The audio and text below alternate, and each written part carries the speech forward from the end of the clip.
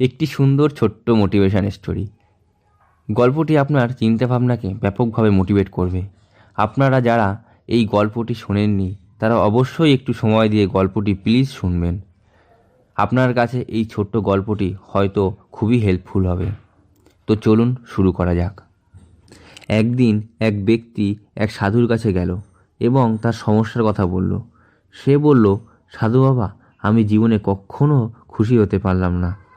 ভেবেছিলাম যখন চাকরি পাবো তখন বাবাকে একটা গাড়ি গিফট দেবো, কিন্তু সেটা হলো না, কারণ চাকরি পাওয়ার আগেই বাবা মারা গেলেন।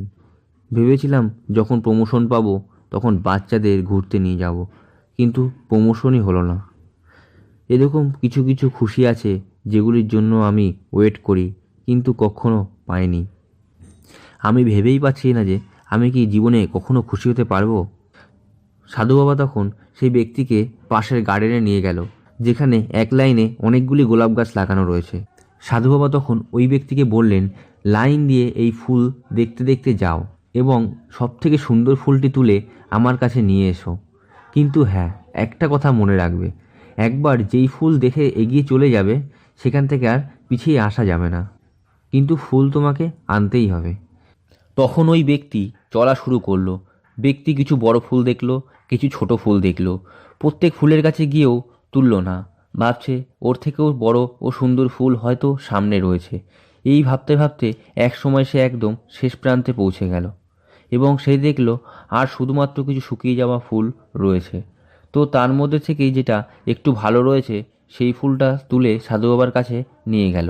ও বলল, রাস্তায় আমি অনেক ছোট বড় ও সুন্দর সুন্দর ফুল দেখেছি, কিন্তু এই ভেবে এগিয়ে গেছি যে সামনে হয়তো এর থেকেও বেশি সুন্দর ও বড় ফুল রয়েছে, কিন্তু শেষে গিয়ে শুধু শুকিয়ে যাওয়া ফুলই দেখলাম, তাই তার মধ্যে থেকে এটি আনলাম। তখন সাধু বাবা হেসে বলল, হে বৎস, তুমি সব থেকে সুন্দর ফুলের আশায় এগিয়ে গেলে, কত সুন্দর সুন্দর ফুলের মধ্যে থেকে এই শুকিয়ে যাওয়া ফুল নিয়ে এলে। এই গার্ডেন ধরো তোমার জীবন, আর এই ফুল তোমার জীবনে আসা ছোট বড় খুশি। তুমি এই ভেবে চলতে থাকলে যে সামনে সব থেকে সুন্দর ফুল রয়েছে, তুমি সব ফুলের সুন্দরতা খুঁজতে খুঁজতে শেষ পর্যন্ত গেলে। ঠিক এরকমই জীবনে আসা ছোট ছোট খুশিগুলিকে ত্যাগ করলে শুধুমাত্র বড় খুশি পাবে বলে। যখন বুঝতে পারবে তখন জীবনে আর কোনো খুশিই থাকবে না। বন্ধুরা, এই ছোট্ট একটি গল্প দিয়ে নিজেকে এবং আপনাকে মনে করিয়ে দিলাম যে জীবনে আসা ছোট ছোট খুশিগুলিকে অ্যাভয়েড না করে সেলিব্রেট করুন। কালকের জন্য না ভেবে আজকের জন্য বাঁচুন। সবসময় খুশি থাকার চেষ্টা করুন।